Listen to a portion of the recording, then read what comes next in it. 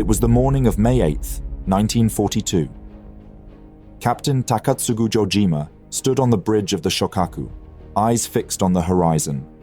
Reports of incoming American planes had set the crew on edge, as voices murmured in the officers' quarters.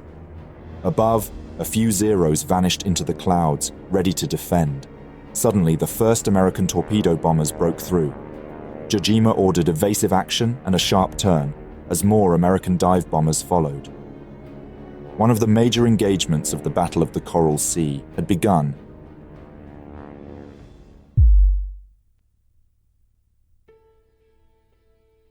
May 7th had not gone the way either Japan or the United States had intended.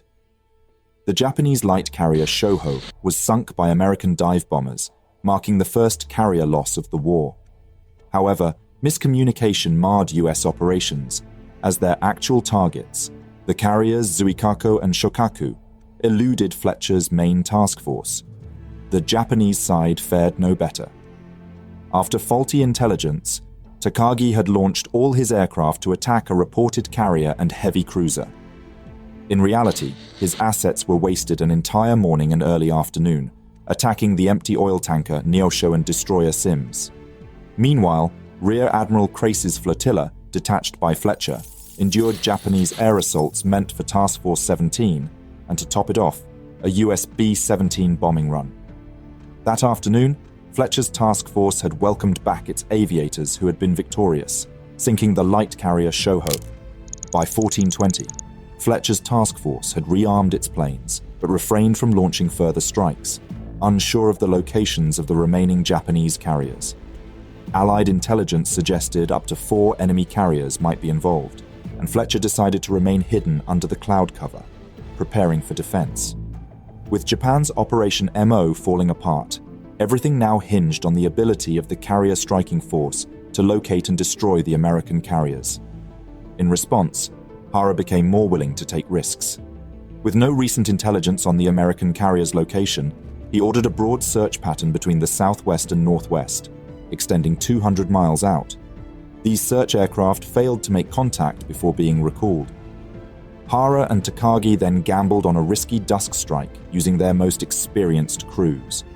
By 1630, 12 Val dive bombers and 15 Nakajima Kate torpedo bombers flew to the west, in the rough direction of where Takagi and Hara expected a carrier to be. Rain squalls and towering clouds severely hampered the search.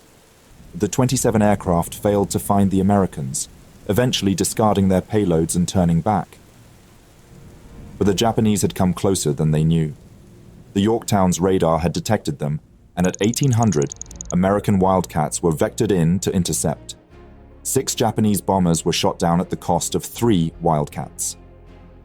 The surviving 21 Japanese aircraft, still searching to return to their carriers in the night, had gone off course. They mistook the lights of Lexington for their own. Blinking in Morse code for landing permission, they were instead met by a barrage of anti-aircraft fire.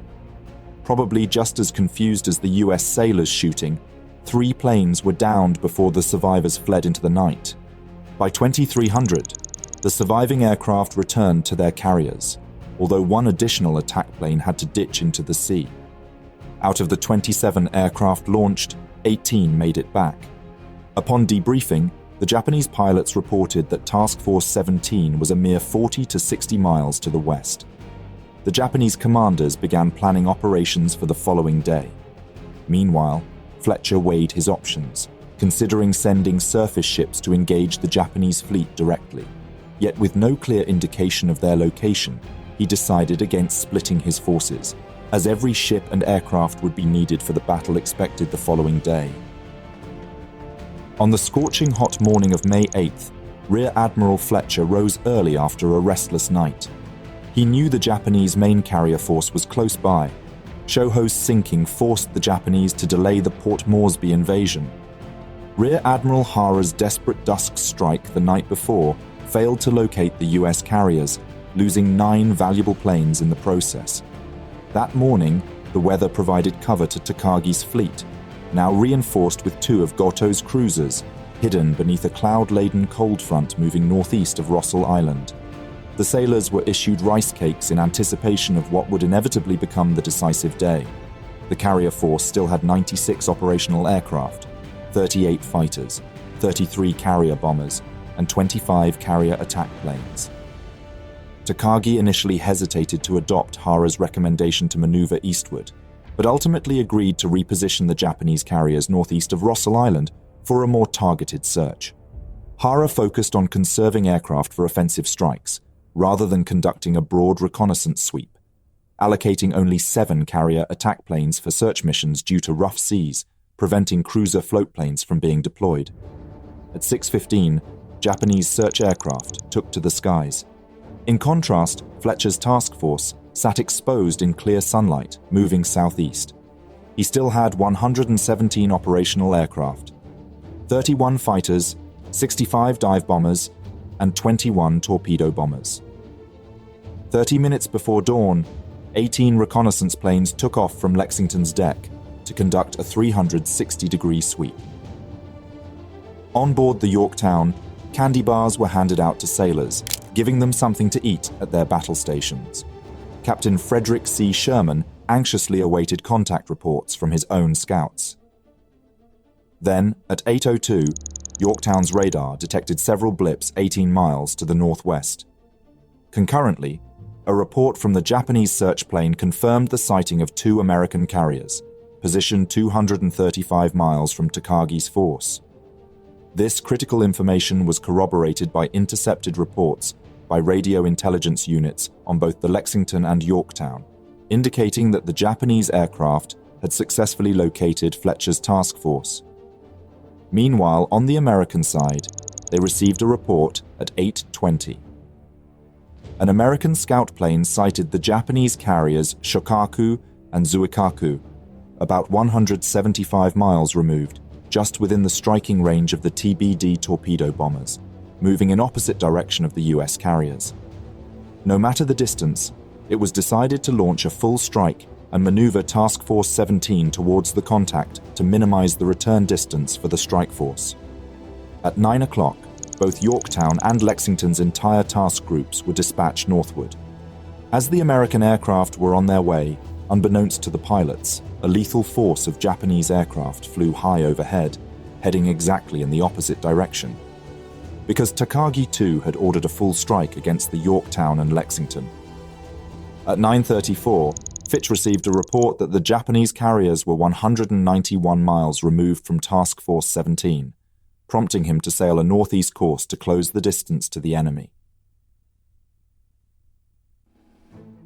Whereas the American fleet lay in clear weather, the Japanese fleet had the fortune of being able to hide under cloud cover. Following American naval doctrine, the 2 air groups operated independently, lacking a single strike commander. Yorktown had launched 30 Dauntless dive bombers, 9 Devastator torpedo bombers, and 14 Wildcat fighters. Lexington launched 24 Dauntlesses, 12 Devastators, and 10 Wildcats, approaching separately. At 10:32, Yorktown's bombers spotted the 2 Japanese carriers, 5 miles apart. The Japanese fleet had split into 2 formations.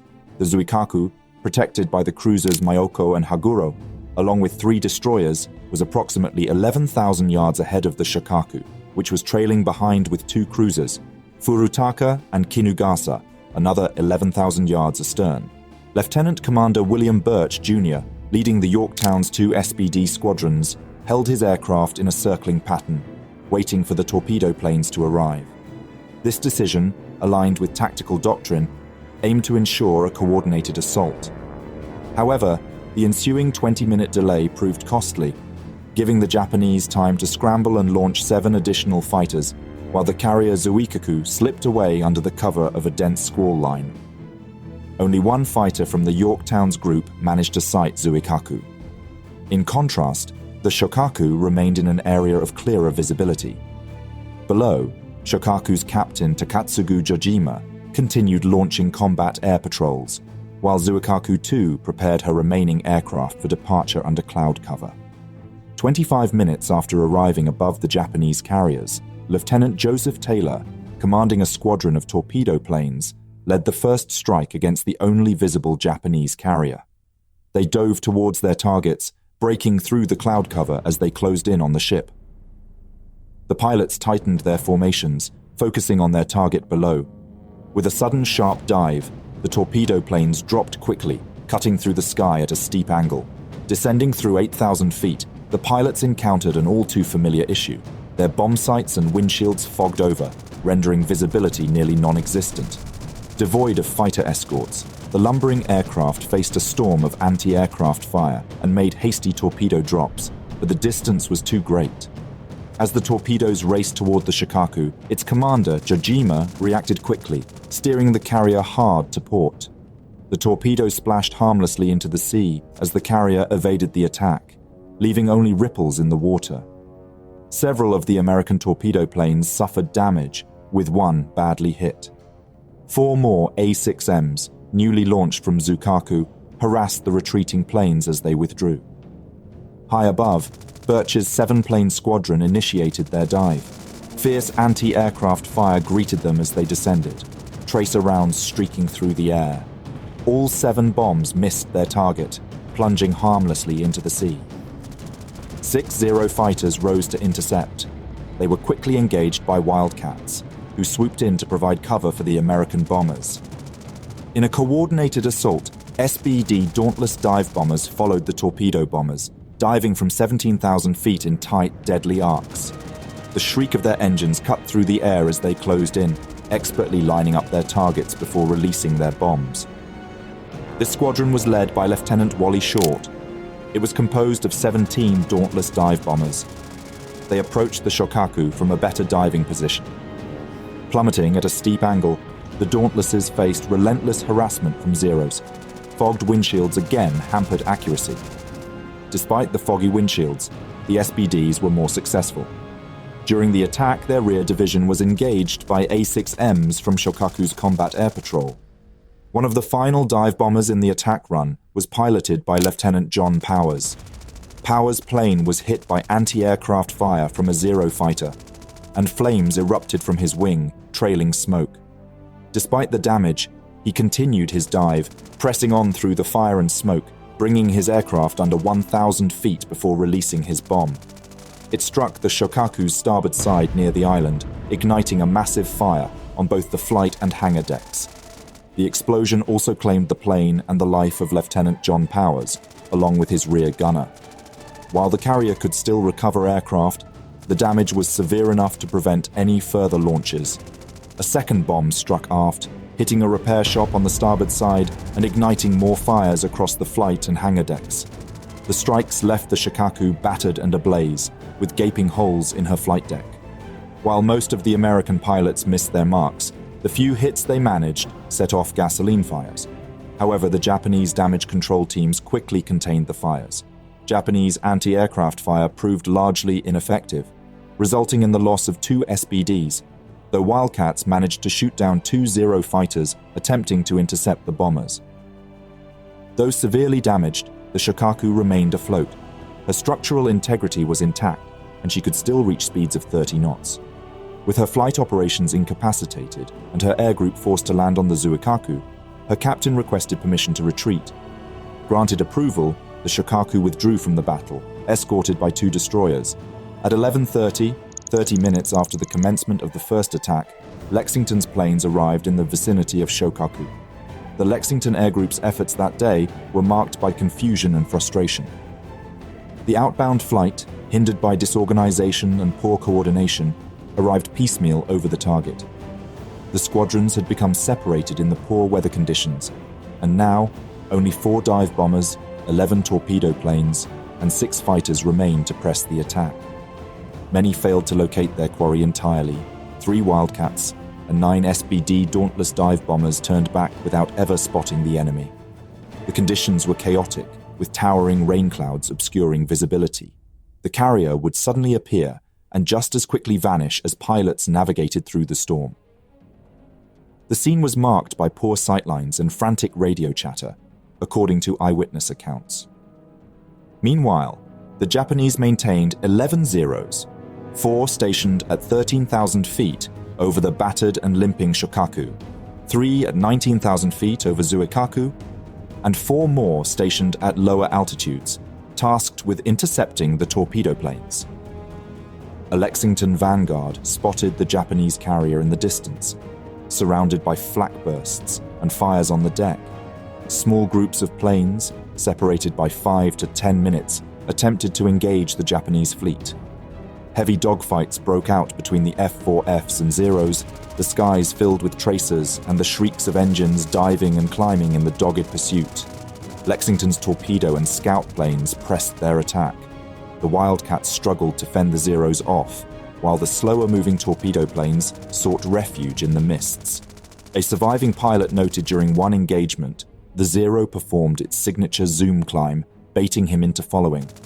As he pursued, the Zero would climb out of range, flip over at the top, and then dive back at him, leaving him almost stalled and vulnerable to attack. At 11:40, Commander William Alt's 4 SBDs led the assault, drawing the Japanese A-6M's attention and diverting them from the slower torpedo planes. The dive bombers, unable to reach the proper altitude for a full dive bomb attack, opt for glide bombing. Alt's group, despite the chaos around them, maintained their focus, relying on instinct and training to guide them to their target. The 3 high-altitude Shokaku Zeros engaged the SBDs at 5,500 feet, but 3 dive bombers succeeded in releasing their 1,000-pound bombs, one of which remained stuck on an aircraft. One scored a hit on the starboard side of the flight deck. In the ensuing aerial combat, one A-6M from Shokaku was shot down. At least one Wildcat was likely also lost in the exchange. Then the torpedo bombers targeted Shokaku, but her skipper adeptly maneuvered. 2 torpedo planes approached Shokaku's port bow, prompting the carrier to execute a sharp turn to starboard to present her stern to the attackers. Despite dropping torpedoes from just 400 to 600 yards, both planes missed their target. The Japanese crew, trained for such attacks, reacted swiftly to each incoming threat. As Shokaku's captain executed evasive maneuvers at high speed, dive bombers pushed their attacks to a mere 2,000 feet before releasing their bombs. The planes screamed in for their strikes, but the heavy cloud cover and turbulence made accuracy difficult. The remaining torpedo planes launched their attack from Shokaku's starboard side after the carrier completed a partial turn. Once again, Shokaku turned to outrun the torpedoes, and all missed. Most of Lexington's dive bombers missed their intended targets in the poor visibility. The American planes had dropped their payloads and left the battle scene. The attack was over just as suddenly as it had begun. The US planes turned away, their engines roaring as they headed back toward their carrier, leaving the burning and listing Shokaku behind. In the distance, smoke billowed from the Japanese carrier. The losses for the Americans remained light, with 3 fighters and 1 SBD shot down, while another fighter and 2 SBDs, including Alt's, failed to return to the Lexington. The missing planes were believed to have either crashed or been shot down during the return flight. In exchange, the Japanese fighters claimed 2 SBDs and 3 Wildcats. With her flight deck severely damaged, Shokaku lost 223 crew members and was unable to launch or recover aircraft. Her once sturdy deck was now a smoldering ruin, making further operations impossible. Her fires were contained, while most of her aircraft were transferred to Shokaku, which re-emerged from a rain squall to aid her sister ship. The outcome of the American strike proved disappointing. The fact none of the US Mark 13 torpedoes hit their target was very telling of their quality and accuracy. Shokaku, obscured by clouds, remained unscathed. Although Shokaku suffered severe damage from the 3 bomb hits, it was not in imminent danger of sinking. For his courage and for delivering a decisive blow despite the danger, Lieutenant John Powers was posthumously awarded the Medal of Honor.